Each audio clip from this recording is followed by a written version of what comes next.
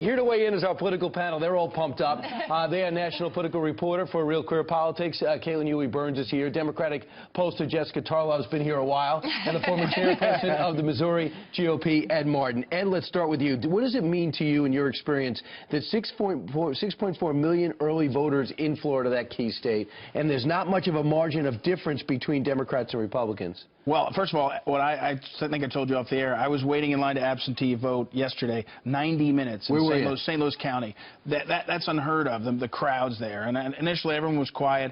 We started talking. It was mostly Trump people. I think the intensity, everybody knows that's ever run a race. The intensity of the voters need to be on your side. Now, everybody talks about Hillary's mechanics. It's real. But I think when you see those numbers in Florida, it means that the intensity is on Trump's side. It's why they're in Michigan and Pennsylvania, where there's no early voting, the candidates, because they know the intensity is on Trump's side, and they're trying to stop that. It's now pushing Philadelphia. They want African Americans to get out to vote because they know the intensity. And that's what I think we're going to see late tonight. Because you know St. Louis, you live there, and you also know a lot about Pennsylvania, right, and also key. But even if most of the state of Pennsylvania wants Trump, it's all about Philadelphia. It's going to come down to Philadelphia, right? Yeah. It's going to come down to the suburbs, the collar counties, and African Americans are not turning out for Hillary. They don't like Hillary like they liked Obama. That's the Jessica. fact. Well, yes, I mean, Hillary is not as popular with African Americans as the first black president. So, yes, we can agree on that. But I think that the lack of enthusiasm amongst black voters is being overblown. And if you listen to Barack Obama talk about it, I mean, he's gone to North Carolina, which I feel like is going to be... kind of screaming about it, though, on that radio show. Honestly, don't criticize his voice. We know Hillary's shrill, but let's leave Obama out of the voice. Leave him alone. No, listen, the Hillary coalition, I believe, is going to be Latino voters and women, whereas the Obama coalition was black African Americans and young people.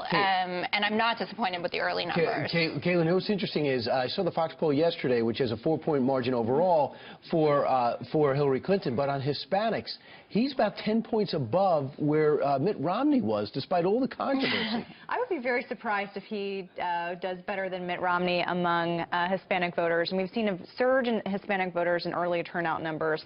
I think when you're looking at the states that Trump needs to win, remember, he has to run the table tonight if he has a shot. And that means even if he wins Florida still, right, even if he wins Ohio, even if he wins North Carolina, he still has to flip a blue state. When you look at the polling, yes, it has tightened in certain areas, but she does have the advantage going into tonight. And the Fox News poll is consistent with polls that we've seen over the past couple of days, that 4-point margin. This time in 2012, Obama was slightly under a percentage point ahead of Mitt Romney. Now it's 2 points. So let's take Caitlin's challenge. Where could Republicans flip? Well, I think you're going to see New Mexico's already tightened up. I think you're going to see Michigan, Wisconsin. I think, again, back to this point. Which one do you believe? Michigan or Wisconsin? All of them. I think they're all going. I think it's going to be, I think what we're seeing is underreported. This is actually not accurate, what you said.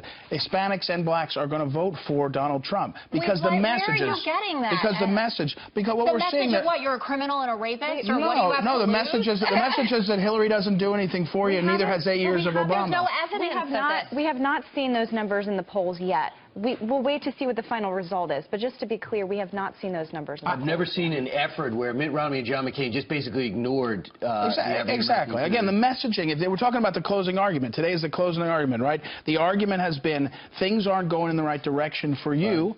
And if you're an African American in the cities, you feel that. You hear school choice.